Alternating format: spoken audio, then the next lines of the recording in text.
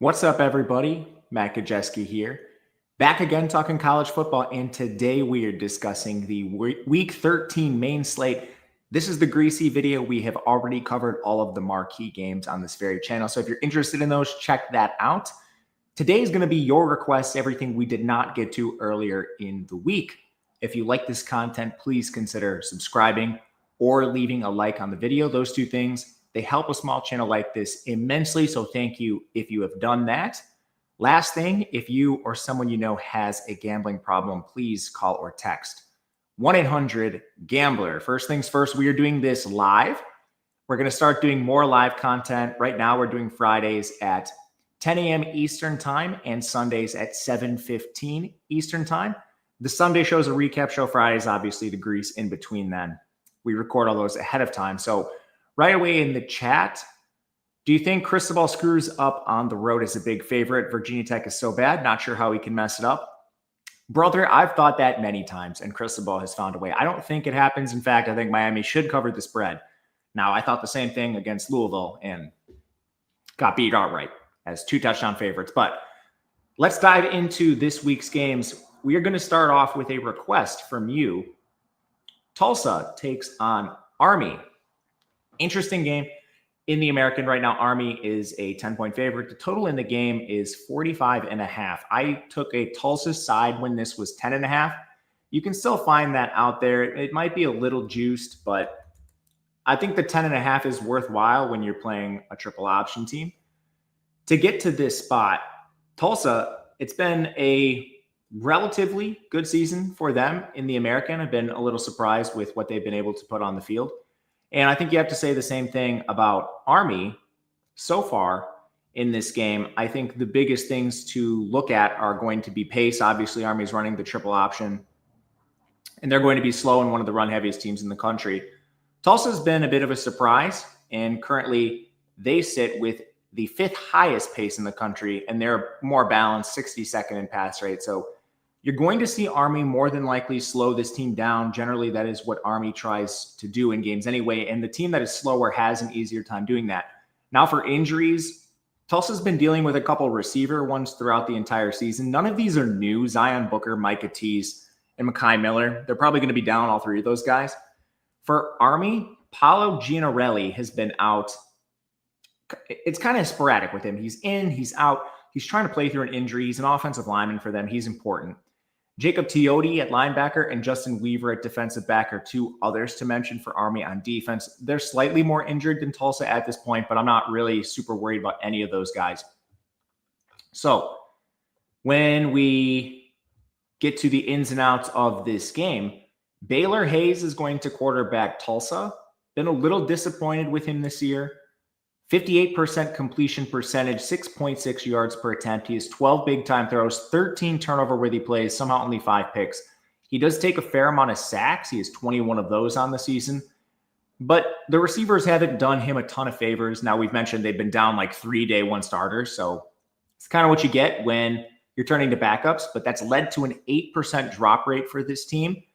But where they succeed is running the ball. They're 111th in receiving efficiency. They have an excellent run game that comes in 43rd. Offensive line is below average in this conference. I don't think anyone is really surprised by that by any means. But when you look on the other side of the ball, Army's defense has been atrocious this season. So when you have a team that can run the ball with an excellent running back in Dominic Richardson, I mean, the entire stable of running backs are basically P4 transfers. Richardson was formerly at Baylor. We saw him at Oklahoma State for a bit. A.J. Allen's been everywhere, Miami included. But this Army defense is outside the top 100. They're 122nd in run defense. And I don't even think it really matters if you pass the ball on this team. You can just straight up run the ball down Army's throat, which is kind of what we're expecting in this game. So right away, that stands out as something that this team should take advantage of and have success scoring the ball. On the back end, my model is struggling a little bit loading right now. So if you guys are having any issues with the stream, please let me know in the comments. Seeing this coming up a little bit, struggling with the internet.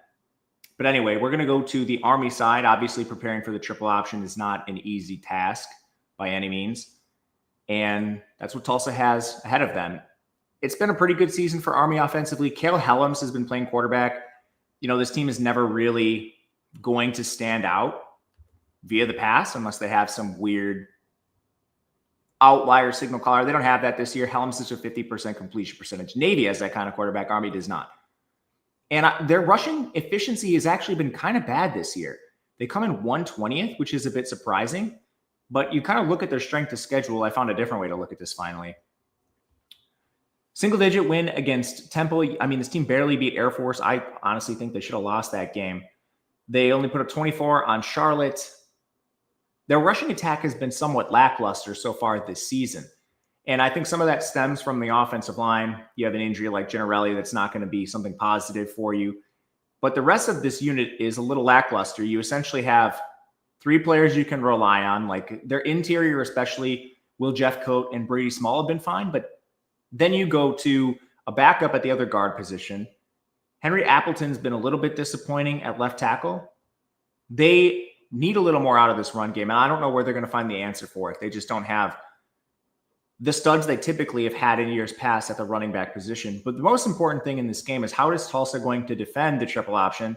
Because we've even seen teams like South Florida struggle against this recently. Well, fortunately, Tulsa has an awesome defense.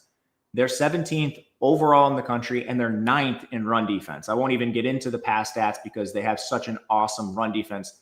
That's where we really want to look. So what has this team done against their opponents this year via run defense? It's largely been pretty good. And they have faced some of the better teams in this conference. They've already knocked off, or played, not knocked off. They've already played like in East Carolina, a Memphis, a Tulane. Tulane is a very powerful rushing attack. They played Navy. Now, they did allow 42 points to Navy, and Blake Horvath got them pretty well. But this is a different kind of team. Navy is up at the top of the conference. Army struggles a little bit more than them. And they don't need to win this game. All we need them to do is cover a spread of 10.5 points in this case. So that's where we're going to lean. We're going to stick with the Tulsa plus a 10.5. They've got a pretty good run defense this year. Finally got the model to load. Even like on a yards per carry basis on the back end, they've been solid against some of the teams that are better on their schedule. So that's where we lean. Thanks for bearing with the slowness in the internet. Hopefully this speeds up a little bit. Game 2, Southern Miss takes on South Alabama. I'll be honest with you, this is not one I really understand. We took a Southern Miss minus 1.5. I think this one is fully playable. And I get it. There's some quarterback injuries to be scared of. Braylon Braxton missed their last game, and the Southern Miss team absolutely collapsed. He's going to play in this game. I don't think you are live to have that happen again. They lost to Texas State 41-14. However, yards per play was extremely close, 6.6 to 5.3. Not extremely close, relatively close. And it came down to turnovers. You had 3 turnovers for Southern Miss, a lot of those generated by the quarterback, Landry Liddy, and 0 for Texas State. When you put Braylon Braxton into the lineup, it's a completely different story for this team. We've seen Southern Miss succeed against some of the better teams in this conference. Beat Arkansas State by 6 points, 86% post-game win expectancy. Beat Jacksonville State badly in non-con. They're the leaders of Conference USA. Wins over Louisiana, Georgia Southern, App State on the way to get here. Their only losses have come to Louisiana Tech, Mississippi State, and then, of course, their last game with their backup quarterback to Texas State. So that is at least worth mentioning. Meanwhile, on the other side, South Alabama has not had a good season by any means. This team is currently sitting with 3 wins against Morgan State, UL Monroe, and Georgia State, with plenty of losses in between. Now, they are playing at home, so I get it, but the efficiency metrics don't really line up to me. When you look at injuries, I think they also favor Southern Miss. Again, Braylon Braxton expected to play. South Alabama's Jordan Davis on the offensive line, Braden Ramey on the offensive line, Ethan Hubbard on the offensive line. Those are their top 3 offensive tackles. Some of them have been out for a short time. Some of them have been out even longer. So they're playing tackle number 4, tackle number 5. P.J. Martin at running back missed their last game. Tyler Thomas on the edge. Caleb Dozier at linebacker. They're also the more injured team. And then you look at the quarterback position. Braylon Braxton has an edge over Bishop Davenport. 68% completion percentage, 8.3 yards per attempt, 20 big-time throws, 11 turnover-worthy plays, only 13 sacks. Davenport, meanwhile, completion percentage is close. It's at 66.5%. Yards per attempt is over a yard worse. He's at 7.2. He has 11 fewer big-time throws, 3 more turnover-worthy plays, the same amount of interceptions, plus 5 more sacks, on a pressure rate that's basically the same. Drop rate is a little bit higher for Davenport, but overall, the quarterback edge is pretty starkly in favor of Southern Miss. So we'll continue on with the Southern Miss offense. I like what this team has really across the board. They're not the best rushing team, and part of that stems from this weird imbalance in their offensive line, which truthfully, I don't have an explanation for. This team is top 30 in pass blocking, but for whatever reason, their run blocking unit comes outside the top 100. I actually kind of like their offensive line, but it's definitely not an elite unit. I think you can say that. And because they've struggled run blocking, it's been kind of tough sledding for some of their P4 transfers. At running back, Jeffrey Pittman's led the way. They need to give him more work at the expense of Matt Jones. We'll see how that plays out. The run game overall should be a little better than what you see on the other side, however. And plus, Braylon Braxton is involved in that. The receivers, this is a pretty good unit led by Elijah Metcalf. Tyshawn Chapman is playing a little bit more. He's a former 4-star back when he was initially recruited. Plus, like a Braylon Brown is a former 4-star as well. And what I'm trying to get at here is this offense is a lot of talent across the board. And when you're not playing Landry Liddy, things are a lot better. When Braxton's under center, he can just use this talent a little bit better. South Alabama's 93rd in total defense. They somehow are 25th in coverage, but up front, their defensive line is atrocious. They are 117th against the run, 131st in pass rush. Southern Miss is balanced. They'll play however they want to and exploit your weaknesses. I think this is a pretty firm advantage in favor of Southern Miss offensively against South Alabama's defense. Not to mention, like, 2 of the better players for this defense are hurt right now. Caleb Dozier and Tyler Thomas. We'll see if they go.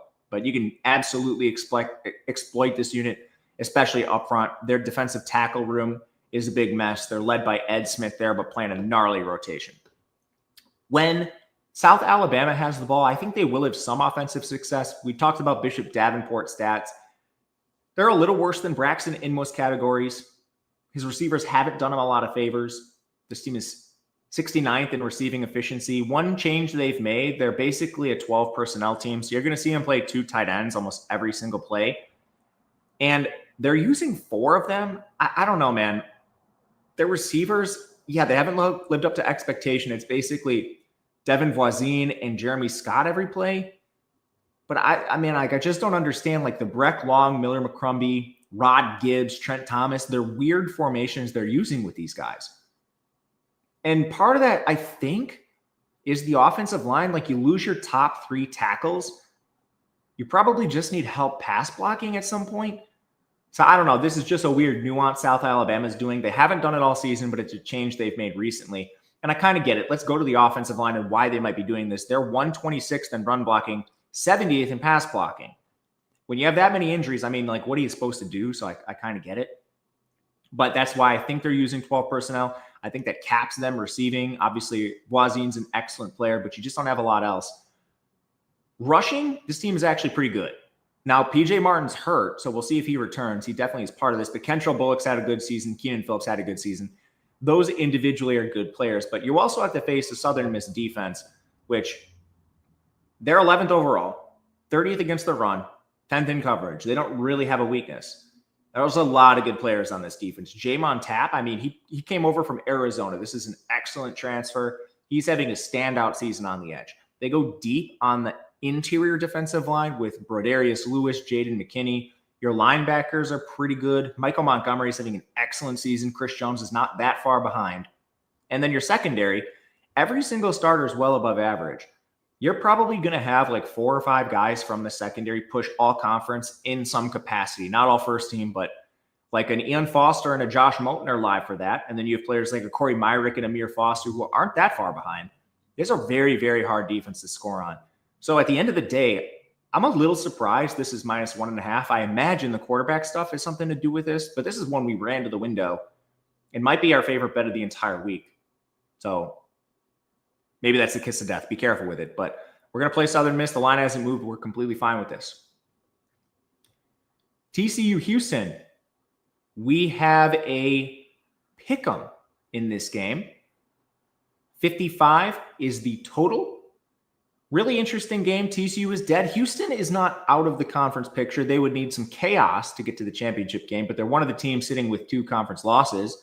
in that big log jam in the Big 12. Been a bit of a winding road to get here. TCU has largely disappointed. We saw them with a hot start to the season. The best win they had was against SMU in that crazy back and forth shootout. Since then, a lot of their wins have aged poorly. For example, like Baylor has stumbled quite a bit. And then they've lost their last 2 games to Iowa State and BYU. Iowa State's one thing. That's a team kind of on their last legs, which I'm a little disappointed in. But TCU did have a 53% post-game win expectancy. The real problem was BYU. They got blown out with a 0% post-game win expectancy. And to explain that briefly, I saw the question in the chat, what is this post-game win expectancy you refer to? So you've probably heard a lot of people say at times throughout college football, they should have won that game. You know, like the defensive back had a dropped interception, or like that bad penalty by the ref that decided the game. The team that lost should have won. This is a statistic that uses the actual plays on the field. It includes everything from like penalties, yards per play, interceptions, and then takes all of that and gives you a percentage at the end of the game of what was the likelihood that team won the game. So for example, the game against Iowa State, TCU, Iowa State. TCU has a 53% post-game win expectancy, but they lost by 3. The actual adjusted margin of victory was TCU winning that game by a half point. Obviously, that's impossible, but it's just a mathematical equation. So that's what we're trying to encapsulate when we say post-game win expectancy. TCU's had a couple weird outcomes this year, mainly that Iowa State won. But Houston, on the other side, they have outlasted a lot of teams this season, and they're a team that's kind of hard to parse at this point in the year. Their offense is limited, and the defense has really been what has lived up to expectation for them. They had an incredibly easy non-con. Their marquee win is probably Arizona or Arizona State. Now, that was the game Sam Levitt got hurt. So those are the 2 best wins. They got blown out by Texas Tech. It should have been worse. Texas Tech, per usual, kicked a ton of field goals. They had a bad loss against West Virginia, another game where they had a 70% post-game win expectancy. So kind of a shame on Houston situation. But as far as these teams go, injury-wise, TCU is pretty wounded right now. Kavorian Barnes is not going to play again. He's their stud running back. A couple depth receivers are out for this team. Cade Bennett on the offensive line is questionable. The biggest one is Bud Clark. Their stud safety is he is going to miss this game. That's a huge loss for them. He's their best secondary player. And they've been out their kicker a while. So, I mean, they've had some real trouble with special teams, no kicker. Houston is pretty healthy. They lost Stephen Johnson earlier this season at receiver, but otherwise, this team is doing pretty well. Josh Hoover's had a disappointing season. There's no way around it. And it's not like all of the play is bad. He still has the flashes. The 64% completion, 8 yards per pass attempt is fine. 18 big-time throws is fine. The problem is the 19 turnover-worthy plays, man. He is putting the ball in harm's way way too often. 10 interceptions, 16 sacks. We know he can't run. When he's under pressure, that's when the bad decisions come, whether it be sack or interception. He's had that happen too many times. And part of it stems from the offensive line. They're still rotating a lot of players this deep into the season. I don't really have an explanation for that. They come in 44th in pass blocking, 62nd in run blocking. So it's not a bad unit, but it definitely is not a strength and does not stand up to the better teams. You look at and losing Cade Bennett would be a problem for them. You'd probably have to turn to like a Remington Strickland inside. But even that, if Cade Bennett plays, they're still probably going to rotate guards to some degree. I don't know. Barnes getting hurt does not help them. And now you're turning to some combination of like Trent Battle, Jeremy Payne, Nate Palmer, That's a clear drop off. Your receivers, they found 2 of them. Eric McAllister's had an excellent season. Jordan Dwyer, the FCS transfer, has been pretty good as a wide receiver 2. They've not found a consistent 3. They recently have started to use more 12 personnel. They've been game scripted out of that at times when they've gotten blown out. Like Manjack's been hurt part of the year. Jordan Bailey, Everhart haven't lived up to expectation. Their freshman 4-star Ed Small got hurt. So it's kind of a limited offense. They've had trouble scoring without question. And now you're facing a Houston defense that's 23rd. They've had an excellent season, 27th against the run, 18th in coverage. And they lost their best player, AJ Halsey, to LSU in the portal. What they've been able to do overcoming some of this stuff has been incredible.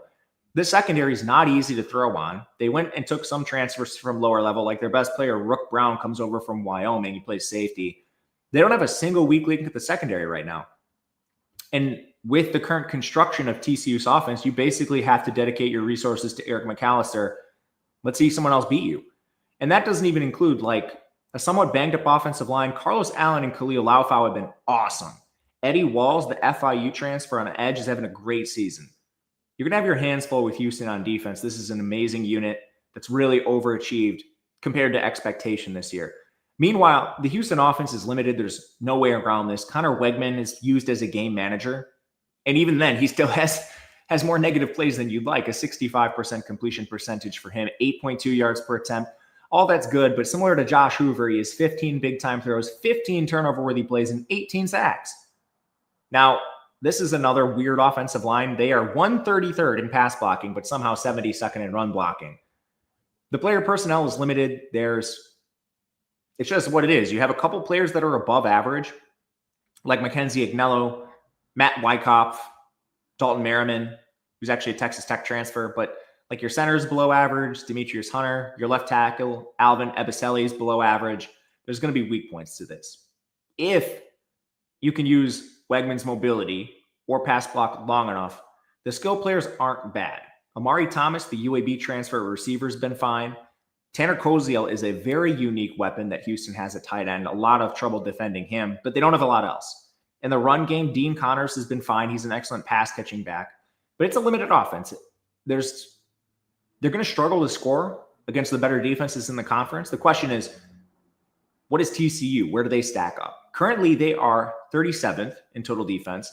Positively for this matchup, they are 6th against the run. Houston has a pass rate of 111th, which makes sense given what Wegman has done. Their weakness is in coverage. They're 89th, and they are arguably down their best player, Bud Clark. So can Houston throw the ball over the top? I have my questions with this. I like the defensive line for TCU. Devin Deal, Paul Olawale, they're going to get after the passer. Your run defense is bolstered by Nnamdi Albiazor and Caleb Elam-Zor at linebacker. The secondary is going to be rough, man. They started Jordan Lester in their last game. They didn't start him, actually. He played when Bud Clark went out. He's been real rough.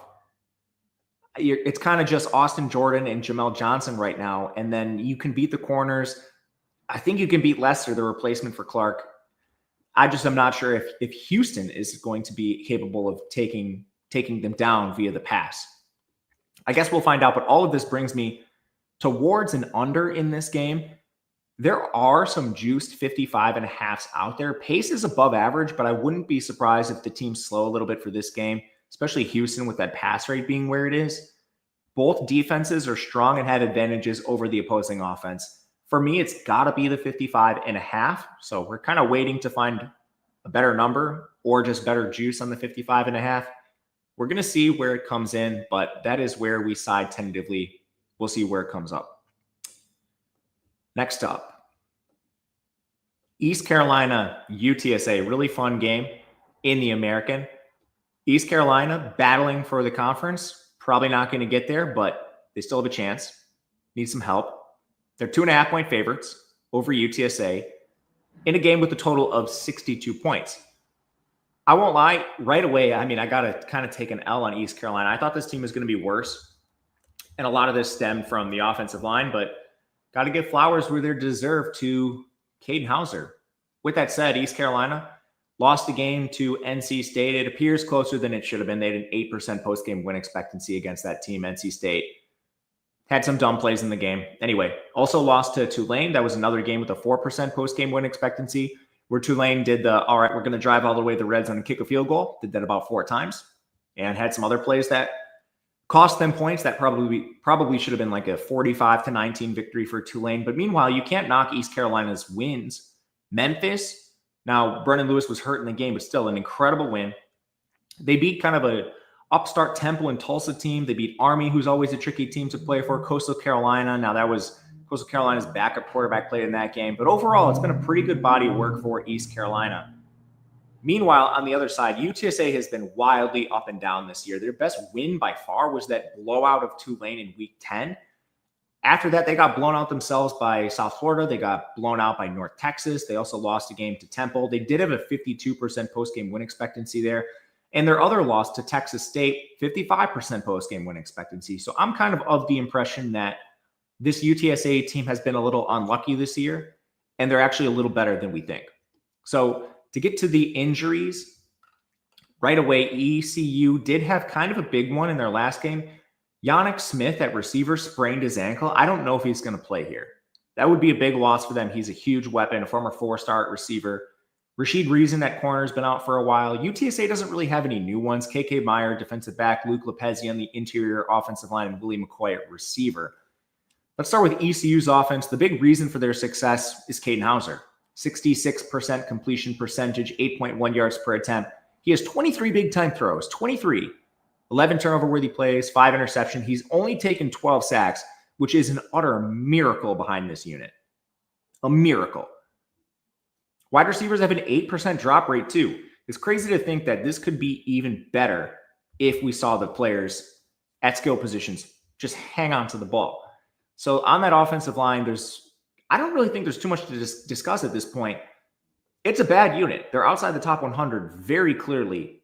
They have like 2 good players in Panda Askew and Emmanuel Poku. Askew's not even a full-time player. They rotate him. The tackles are horrific.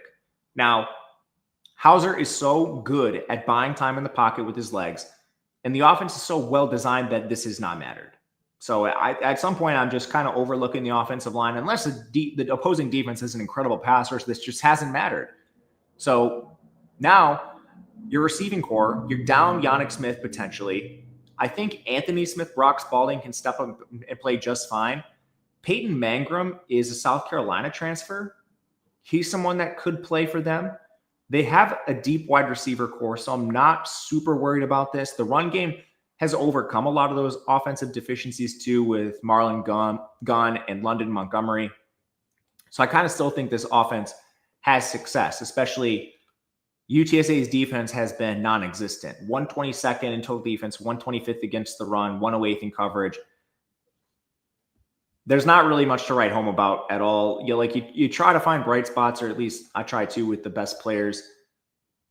Like their best pass rusher has been John Jones. No, not that John Jones. Different John Jones. Redshirt senior John Jones. He's only played 200 snaps this year. Like, why don't we use him a little bit more? Vic Shaw's been awful. I don't know. Same thing on the interior. Linebacker, you have one decent guy in Shad Banks, but like they've kind of mixed in Kendrick Blackshire and Owen Pee-wee. Both have been well below average. Your secondary, I think Jimmy Wyrick and Davin Martin, maybe you could call them above average players, but there's certainly weak links, and you don't have a single stud back there. They can absolutely throw the ball over the top. That's my biggest concern. And what if Yannick Smith ends up playing? Like, the East Carolina is going to throw the ball all over this team. So really the question becomes, what does Owen McCown and company have to do to keep up and win a shootout? Because I think it probably will be that. Well, luckily McCown's having a good season, man. 67% completion, 7.1 yards per attempt. He's 11 big-time throws, 12 turnover-worthy plays, only 15 sacks, and his wide receivers have been dropping passes too. He's just shy of an 8% drop rate. I kind of like this UTSA offense, and I think the biggest thing with McCown is just not putting the ball in harm's way a lot. The offensive line's been pretty banged up this year. It's a little bit better than East Carolina's, but at this point, not substantially. They've lost multiple starters throughout the year. Their best player by far is DeAndre Marshall, but you still have a couple below average players like Ben Rios at center, Daryl Jones at guard, definite liabilities there. So pass rushing teams, they can have success against this unit. Oh, like Kamar Missouri is horrific at tackle. My goodness, he's like the worst left tackle in the conference. One of them. I mean, East Carolina definitely has something to say about that. But anyway, the skill position players have had a lot to overcome, and Robert Henry's done a lot of the heavy lifting for them at running back. This dude is awesome. He's one of the best running backs in the conference. We saw him with like a 70-yard touchdown against Texas A&M. That's great. The receivers, they use a lot of tight ends too. We've talked about a couple teams like that. They use Houston Thomas. They use Patrick Overmeyer, Dan Dishman. It gives them a lot of flexibility with their personnel. Devin McEwen's having a good season. David Amador is not bad. Even A.J. Wilson. This is kind of an underrated receiving core that is not full of household names, even among American fans. I quietly think this is a pretty good offense that can move the ball and score on teams. East Carolina is 83rd in total defense, 67th against the run, 74th in coverage. They're basically good across the board without a strength, without a clear weakness. So how would you like to attack this current construction? I think the best way to play East Carolina right now, when you look at what some of their opponents have done against them, is probably throw the ball. For example, Jake Retzlaff had one of his best days. A lot of this was in, garbage time, sort of. East Carolina was playing from behind. Retzlaff was playing with a lot of clean pockets in that game, but Bear Bachmeier had success against this team. Even Charlotte's Grayson Loftus was at 7.9 yards per attempt. When they've shown cracks, it's largely come through the air. The only team that had a ton of rushing success against this team was BYU, obviously a P4 team. So I'm a little more inclined to think you can just beat the 67th run defense more than anything else. And part of that is because they run this huge rotations, and it's not really one that at least I don't understand. Like J.D. Lampley's playing too much. Ryan Burrows playing too much. The linebackers are especially bad. So if you can beat this team up front right away, Samuel Donka and Damian Wilson, as well as like a DJ Johnson Jr., have all been very, very below average players. The secondary scares me a little bit more with like a Tymier Brown. He's having an excellent season. Jonathan Jean, he's doing well. So that kind of suits this team. I don't know. I think you just give the ball to Robert Henry and let him work. We'll see if they do that or if East Carolina has a good game plan. They've had a lot of them this year. This is a very efficient game in the model. We have this right on the spread. When you look at the total, we basically have this right on the total. So we didn't show a lot of value. If anything, it's an over. We know how that gets with games that are super high. You have one interception in the red zone, one punt that should have been like on a penalty. This can come under quick. So it's not one I'm running to the window, but we may end up playing an over in some capacity in this game. We'll see as the week goes on, but it's definitely not one we're going to be running up to the board. I've never caught a live show. What's good, Matt? What is up, man? Thank you for being here. Hopefully going to keep this moving at 9 a.m. on Fridays throughout the season. So happy to do this. I'm glad that we can start engaging a little more with the people. If you have questions, throw them in there. I'll get to them. Games you want to hear about. We'll try to do everything we can. Michigan, Maryland. So funny game here. Obviously a greasy one. Michigan's got the look ahead. Ohio State on deck. Maryland is dead. How much motivation does Michigan have? The unanswerable question. A lot of people will talk about this in shows. The truth of the matter is you don't know what the motivation is. And if you did, how could you quantify it? How long does Michigan play Bryce Underwood? Do they hold out starters? Some of that's probably going to happen. I just don't know to what degree. So Michigan's a 2-touchdown favorite. The total is 46.5. Michigan's got to go on the road. Michigan's dealing with a couple injuries, man. Like this team, especially a running back, Justice Haynes is out. Jordan Marshall got hurt in their last game. I don't think he's going to play. Evan Link's been hurt. Rod Moore's been hurt. If you're Michigan, you're probably playing this pretty cautious because Maryland is largely toothless, and you need to beat Ohio State to get into the playoff right now. Unless there's chaos and like Oregon loses and the SEC has a bloodbath, which is unlikely. This is FCS week in the SEC. Most of the teams in the SEC are playing FCS schools. So Michigan doesn't really have a path unless they beat Ohio State. How much do they try in this game with some of their best players hurt? And it's not like Maryland is that much healthier. I think Daniel Wingate, a linebacker, is playing through injury. I think Zahir Mathis on the edge is playing through injury. Both of them were severely limited in their snaps last week. They've already been without D.D. Holmes on the edge, Trey Riddick at linebacker. The defense is pretty banged up for Maryland. And another hesitation I have, which counteracts the motivation stuff, Bryce Underwood is playing some of the best football of the season. And I know it's a crazy concept. 5-star freshman struggles early in the year and starts to get his feet underneath him, 10 games into the season. Who would have thought? But sometimes I'm guilty of this. I get too tied up in what players have done and not what they could be down the line. And Underwood has done that. He's up to a 61.5% completion percentage, 7.7 yards per attempt, 8 big time throws, 9 turnover-worthy plays. And again, that doesn't sound good, but just remember it's getting better. Not to mention, he's very mobile. He's only taken 14 sacks, and his receivers have 20 drops. This is not a pass-first team. That is 11.5% of his on-target passes have been dropped. Samaj Morgan. Luckily, Samaj Morgan's not playing much anymore because breakout 4-star freshman Andrew Marsh has been unbelievable. Just went over 100 yards last week. He's iced. Samaj Morgan, not that that was difficult. He's a horrible receiver who cannot hang on to the ball. But now you have Donovan McCulley and Andrew Marsh. This is suddenly like a pretty formidable receiving unit. The next thing I hope they do is stop playing all these dusty tight ends like Bredesen, and maybe we could have a full complementary offense because the run game is solid. And I like the offensive line. even if you have to go to like Kuzdal at running back, I don't think that is going to be a huge drop off because they're 37th in pass blocking. They're 19th in run blocking. Against Maryland, you'd like to think this is the kind of situation where you could throw in a running back you don't necessarily want to play and get away with it. Let the offensive line work. Play Bryson Kuzdal. Play Jasper Parker if you have to. He's a freshman 4-star too, so I mean, like maybe that'll work. I don't know. But that's what you have to think the game plan is. Offensive line is awesome. Even without Evan Link last week, like Blake Frazier, he's a sophomore 4-star. He had an excellent game. So there's a lot of optimism here. Anyway, Maryland's defense, not particularly good. This unit comes in 66th overall. Biggest weaknesses against the run. That's exactly what Michigan wants to do against you. They come in 77th there. And I feel kind of bad. Personally, I don't think Loxley should have been fired. They've been a lot worse since he left. But you can't argue with this defense being limited and just not having player personnel to stand up to these big rushing attacks, especially with like D.D. Holmes hurt now. I tried to go through and look at the best players on this defensive line. Like, I truly don't know. Sidney Stewart's been banged up. Zahir Mathis has been banged up. I would say it's Zahir Mathis, but I don't know if he's healthy. Linebacker's awful. Wingate's also been banged up. He's their best player on the entire defense, probably. It's him or Jalen Husky. So I don't know. Pick your poison. Beat this team however you want.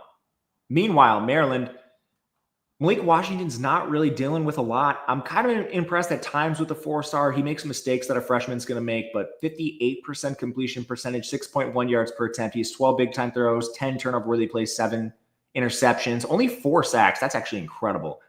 And like Michigan, his receivers have dropped 31 on-target passes. That's even – Michigan's at an 11.5% drop rate. Maryland's at 12.5. And they finally – last week, benched Jaleel Farouk. Finally. Now, they put in Tennessee transfer Caleb Webb. Was it any better? No, it was not. Your leading receivers are Octavian Smith and Shalik Knotts. Both were largely disappointments to this point, have not shown any different this year. Dorian Fleming, transfer tight end, it's been a mess. They don't have any good skill position players. Their run game is non-existent. DeJuan Williams is playing over Nolan Ray, which doesn't make a lot of sense. Nolan Ray has been more efficient. The offensive line is actually better than I thought, and it's still one of the worst units in the Big Ten. I thought this was going to be like maybe the worst Power 5 offense, Power 4 offense in the country. And like an Allen Herron's played above expectation. Michael Hershey is well at center, but man, this is a bad unit. You can absolutely beat this with a good pass rush. And what does Michigan have, and what is Michigan pretty deep? They're pretty deep on defense, pretty deep on the defensive line. Derek Moore, Jayshawn Barham, TJ Guy. That doesn't even include like when the second team comes in, a lot of these guys are highly recruited. Inside, Rayshawn Benny's having a good season. Like a Damon Payne and a Trey Williams are transfer rotational players. Good linebackers with the Jimmy Roldern and Ernest Hausman. Secondary has room for improvement if Rod Moore can ever get on the field. He's just been so hurt recently.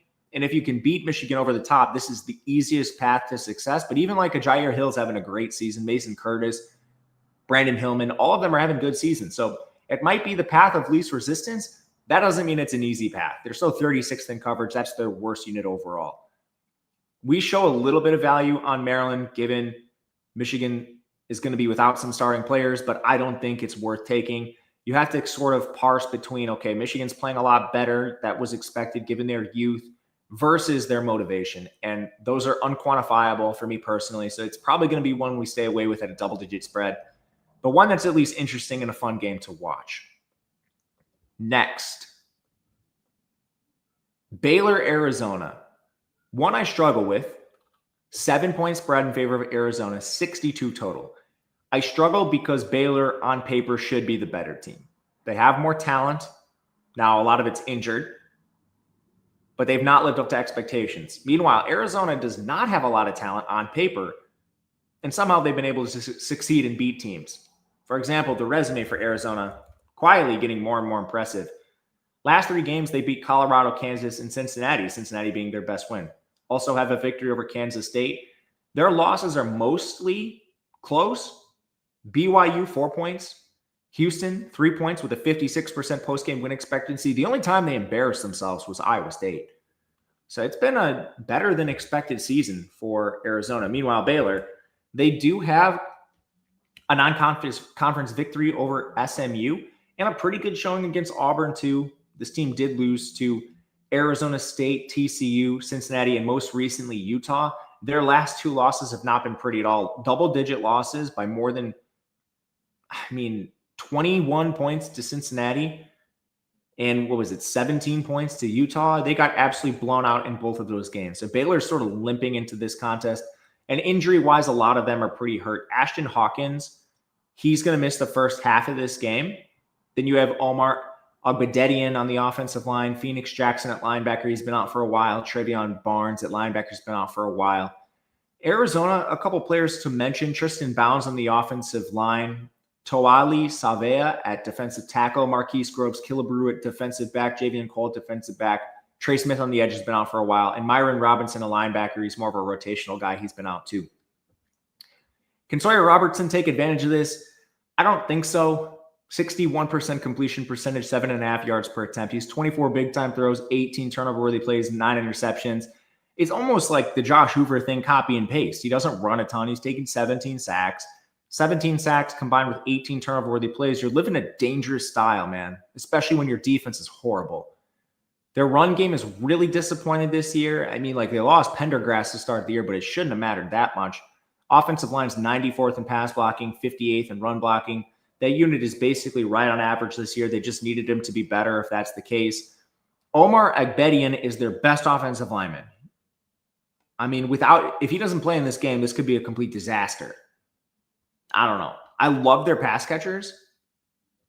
Josh Cameron, Cole Wilson, Ashton Hawkins for the second half, I guess. Michael Trigg, especially at tight end. They're great. Bryson Washington's disappointed this year at running back. So, it's kind of a lost season of disappointments across the board. And now Washington's already struggled behind Agbedian and a good offensive line. What does this look like without him? So I've got a lot of hesitations with Baylor. Arizona's defense is overachieved. 23rd overall, 43rd against the run, and 5th in coverage. We got to give them their flowers. That's a pretty good unit. So especially the 5th in coverage thing is where I want to start. Trayden Stukes, Dalton Johnson, Genesis Smith, awesome players. Now, you do have a drop-off losing Javian Cole for this game. You're probably going to end up starting Michael Dansby. He's right on average, whereas Javian Cole's a stud. So there's a crack. I don't think it's enough. And then up front, if they do choose to run the ball, which, again, they've been a mess running the ball anyway, it's not like this is a formidable defensive line, but it's not bad by any means. You have a couple good linebackers, Tay Brown especially. Deshaun McKnight's decent on the interior. I don't think Baylor's going to have a ton of success moving the ball. But, you look at the names on paper, it's still, there's some sticker shock saying that because of how much talent they do have. Meanwhile, Noah Fafita is a gamer, man. 65% completion percentage, 22 big-time throws, 8 turnover-worthy plays. 23 sacks is a little high. That's really the only issue for him. His receivers have 20 drops. That's 9%. They could be doing him a few more favors. But overall, Noah Fafita had the excellent season in 23 with Ted McMillan. He really regressed last year, and I thought maybe without the NFL talent, this would be a persistent problem. But he's rebounded. He's used his legs a little bit. It's a great season for Fafita, and he doesn't have a lot around him. I don't think the receivers are particularly good. You get Oregon, Castoff, Chris Hudson. Trace Bivey's actually played really well now that he's playing a little bit more. And they're rotating a lot of guys. You don't have much at tight end. Kean Burnett left immediately. And the offensive line has some issues too. Tristan Bounds has been hurt. So he's their best offensive lineman. Now you have to replace him with a redshirt freshman, Matthew Lato. We'll see how that goes. Otherwise, Ty Buchanan is pretty good. We'll see, man. But there are questions now that Bounds got hurt. The run game is pretty good. Mahdi, Craig, and Reese Connell. This is a good trio for this team. That's probably the best way to win this game. Baylor's 106th in run defense. They are 24th in coverage somehow. I would point to just teams are running the ball. They haven't needed to throw it.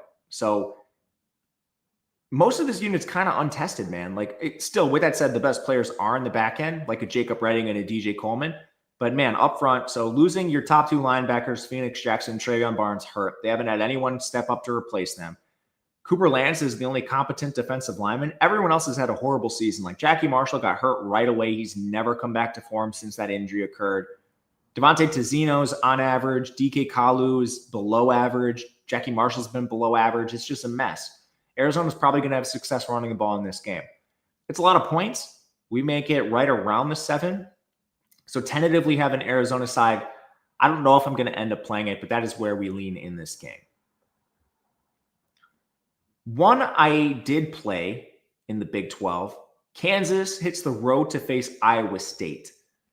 Resumes are all over the board with these two teams. I don't even know where to begin. Kansas played Fresno State in week 0, looked awesome, looked good against Missouri in week 2 in their first test. Then their losses have come to Cincinnati, Texas Tech, and Arizona being the worst one on the board. They haven't had a good win since September. Their wins have been against Oklahoma State, UCF, and West Virginia.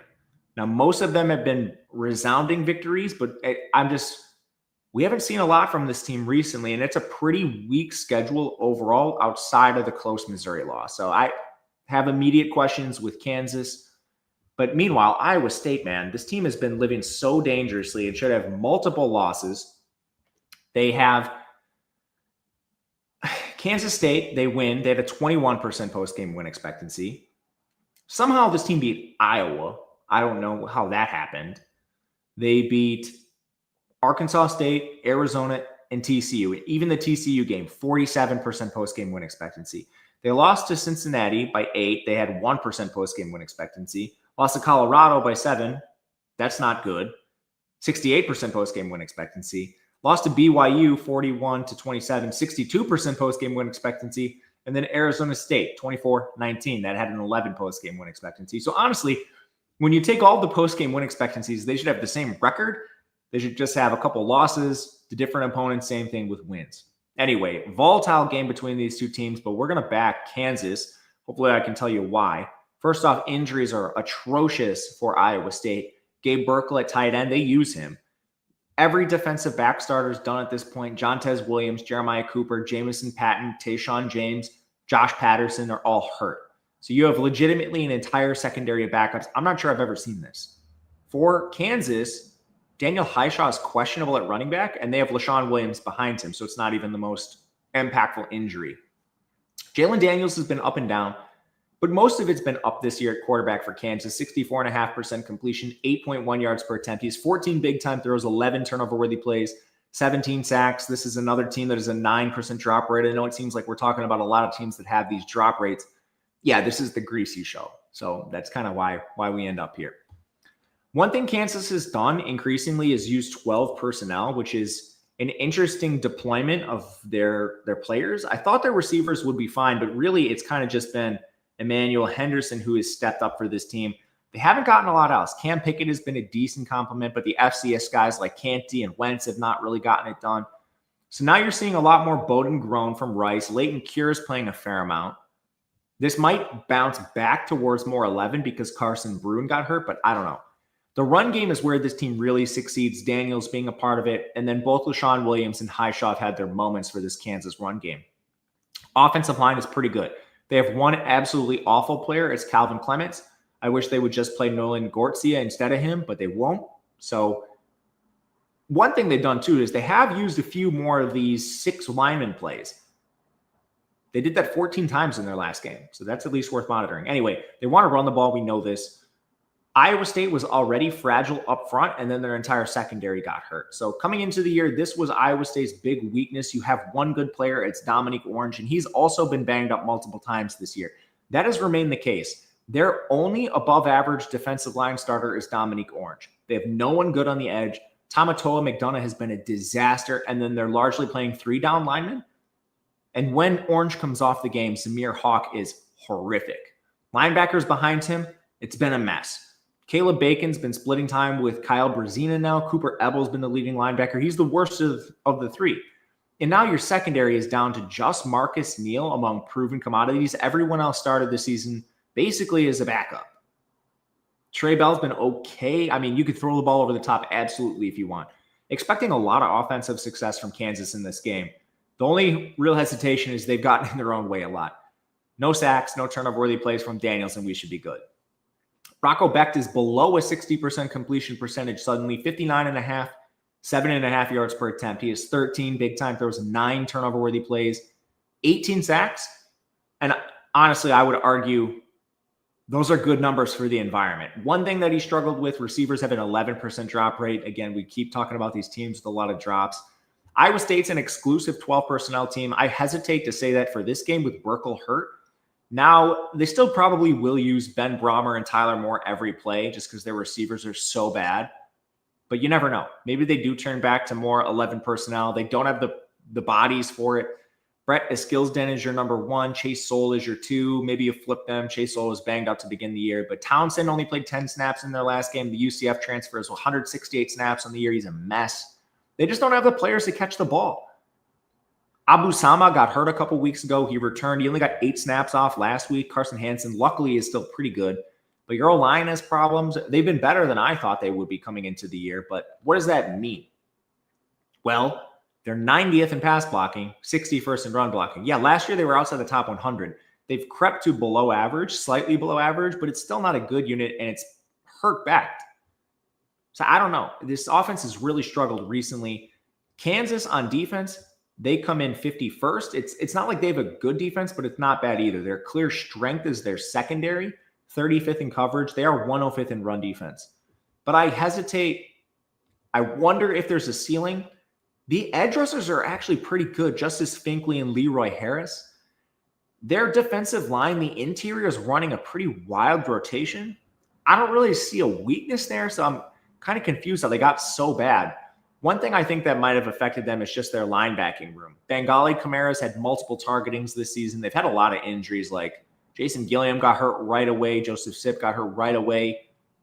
I wonder if this unit's going to be a little better if they can just keep Trey Lathan and Bengali Kamara on the field. Because behind them, secondary is great. Devin Dye's having a good season when he plays. Lyric Rawls, Taylor Davis, Jalen Todd. So I don't think Iowa State has a lot of success throwing the ball. And now, before the season, the big talking point was, all right, Iowa State's going to run a really unique offense. They're going to be really hard to prepare for. That 2 tight end stuff is going to be a nightmare for teams to defend. A lot of teams are doing that now. Kansas State is doing that. Kansas just played them. Now they lost. So maybe that's a data point worth mentioning, but it's not as unique anymore as we thought it would be. Utah's running. They didn't play Utah, but Utah's running the 6 offensive lineman thing. A lot of teams are experimenting with this as receiver play has declined. We took Kansas. We're going to stick with this. It's got to be outside of field goal, though. Last one, Mountain West, a fun game. Utah State is 5-5. They got to get a win get to bowl eligibility, and this just might be the spot against Fresno State, who's locked up bowl eligibility, but doing some really weird stuff. The spread is 2.5. The total is 51. Couple edges. I'm going to play this game. I just haven't decided if it's going to be on Utah State or the under. We'll see on that, but I'm pretty interested in Utah State. My main hesitation is their strength of record, their schedule. I don't think they've beaten any good teams yet. They've beaten UTEP, the Miners, the Cartel Miners. Anyway, Air Force, McNeese, San Jose State, and Nevada. Those are all really bad teams. Their losses have come to Texas A&M, no shame there. Vanderbilt, no shame there. Hawaii, little bit of shame. New Mexico, I would say no shame there. And UNLV, they had an 84% post-game win expectancy. They should have won.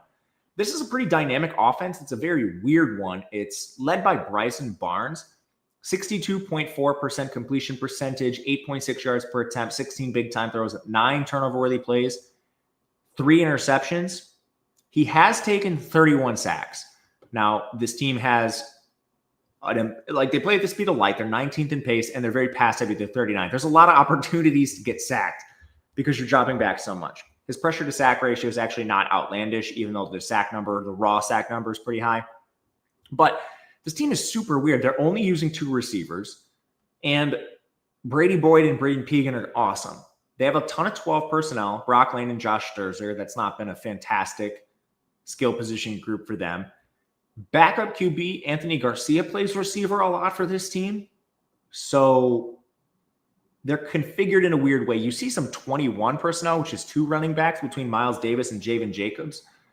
It's just kind of a funky offense. Barnes is very mobile on the ground when he takes off and runs. It's kind of a tricky prep if you're on short notice. And this is a pretty healthy team too. Jake Eichhorn's the only one. He's been out for a while at tackle. And the only other guy I have listed was Dylan Tucker, defensive back. He only made it through 17 snaps in their last game, but he might not even be hurt. Who knows? Anyway, I actually like Barnes as a signal caller. If we could avoid some of the turnover-worthy plays, I think that would make a lot of sense for the offense because they're hard to prepare for with that weird personnel grouping they're using. The biggest weak link for the offense is the line. They're 98th overall, 98th in pass blocking, 106th in run blocking. I mean, J. Arcia has been atrocious since taking over for Eichhorn. Trey Anderson is awful as well. So your tackles, very, very bad. One above average player on the entire unit, it's Jimmy Liston. That's a problem. Can Fresno State exploit this? I think the answer is probably. This is the biggest reservation I have in the entire game. Fresno has a pretty decent defense. They come in 60th. They're 90th against the run, 89th in pass rush, 42nd in coverage. But the names on the defensive line, I thought this unit would be better than the top 90. So my main hesitation is kind of just preseason expectations. Finn Claypool, Corey Foreman. Corey Foreman's a former 5-star. Finn Claypool's had an excellent season too, so no shame to him. But I don't know, man. The defense has suffered some injuries. Martin Owusu, a defensive tackle, Kavion Thunderbird are out. Those are big injuries for this team. But for whatever reason, the defensive line just has not lived up to expectations. So that's the first thing. I don't know if they can exploit this group, stop Finn Claypool, and you've been able to stop the edge rushing group. We'll see. It is hard to throw the ball over the top of them, though. Alzillian Hamilton, he's excellent. We knew that coming into the season. He's having an awesome year. That's no surprise. Ryan Wilson's good, too. However, the rest of the unit is somewhat suspect. With Jakari Embry, Cameron Bracha, you can throw the ball over this team. So I'm not super worried about Utah State's offense. Let's call it hesitant. I think they'll have success, but I don't have a high confidence level in this. Meanwhile, on the other side, I just don't know why they chose to go to Carson Conklin over EJ Warner. Carson Conklin has been horrible. 50% completion percentage, 3.7 yards per pass attempt, 0 big-time throws, 4 turnover-worthy plays. He has only taken 2 sacks, I guess, somehow, but what are they watching? I don't know. I don't have the answer. He's been a massive downgrade, and the most perplexing thing is they did this by choice. They have EJ Warner. He's not that EJ Warner is a great player, but man, what a perplexing decision. Now, this offensive line is pretty good. They've been without Torian Penwright for a while, so you have some weak links, like Braden Walton replacing him has been a mess. Other than that, I think the only other guy you're concerned about is Edward Fonua, who's their left guard, so it's kind of that left side of the offensive line. Jacob Spomer is an excellent center. Julian Polendo and Roland Fullwood are at least above average. So your right side is pretty good. Your center position is awesome. Your left is bad. They do have a difficult run game to prepare for. Rayshawn Luke's a former 4-star. He's extremely difficult, especially when he can get the ball in space. Bryson Donaldson's a good compliment. Their receiving game's not very good. Josiah Freeman, Ezekiel Avid don't do a lot of favors to Conklin, and you also see the drop rate for this team coming pretty high. It's at 9.5%.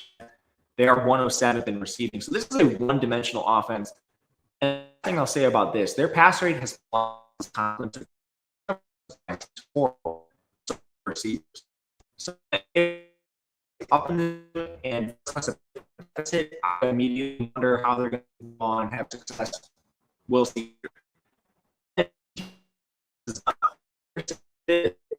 Six against the run, 50 actually very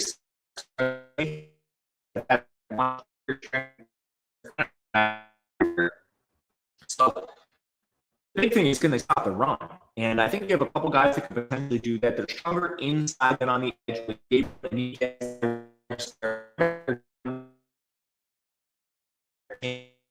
Olival is a tackling machine. He's not great in coverage, but that doesn't really matter. They're using 3 linebackers a ton, and I imagine they're probably not going to play a lot of nickel in this game. And they also have an excellent safety, Noah Avenger. So I kind of think they're decently equipped to stop a Fresno State.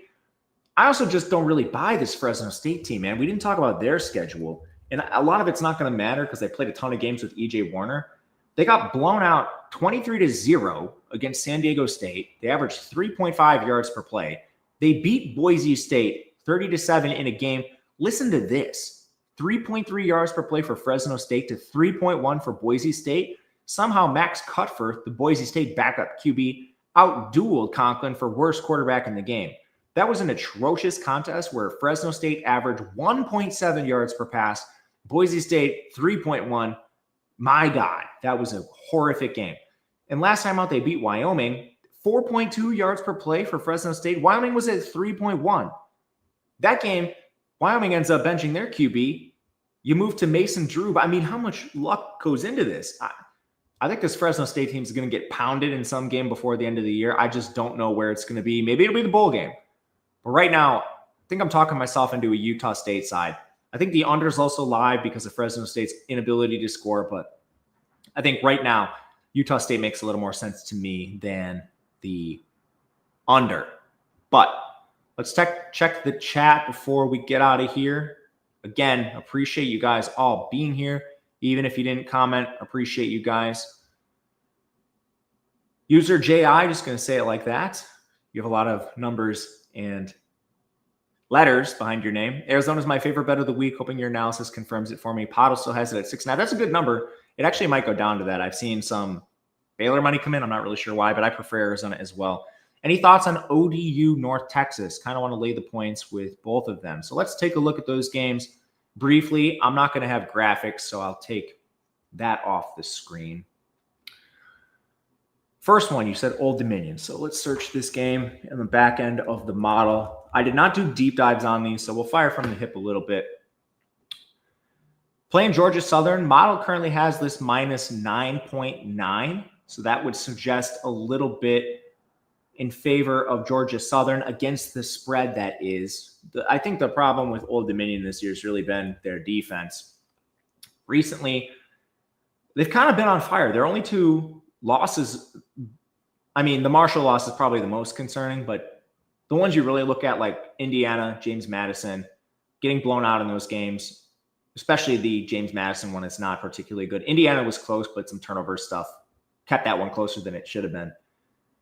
I think the biggest thing you really look at with Old Dominion in this game is, can they defend? Right now, they come in pretty weak on defense. We saw James Madison put up 60 points on them. Teams that can run the ball have had success on this team, 59th in run defense. So their coverage is somehow 15th. This surprises me a little bit, just looking at it on the back end. Georgia Southern, obviously, we know what they want to do is run that air raid that they haven't really been that successful with this year. They have a bad offensive line. They're also the worst defense in the country. They're 136. I don't know. This seems a little light to me, but also the model knows more, and I didn't do the full deep dive. So those are my kind of off the cuff thoughts on this game. I'm interested in Old Dominion, but man, surprised by this where the model has it. And what was the second game? North Texas. All right, let's look up North Texas in the model. Playing Rice. Oh, this one's an 18-point spread. We actually make it closer to 21, so interesting for North Texas. Obviously, with Rice, you have to worry about the option of them slowing the game down. Obviously, Rice is no real threat to throw the ball with Chase Jenkins. The run defense is pretty good from North Texas. They come in 48th. I'm not sure on the injuries and whatnot. With Drew Messamaker under center, Rice, you probably worry about them a lot. And now looking at on the back end, Rice is currently 118th in coverage. Yeah. North Texas, rest of the way, I know they're basically in the driver's seat to make the conference championship right now. Who do they have next week? Is this a look-ahead spot?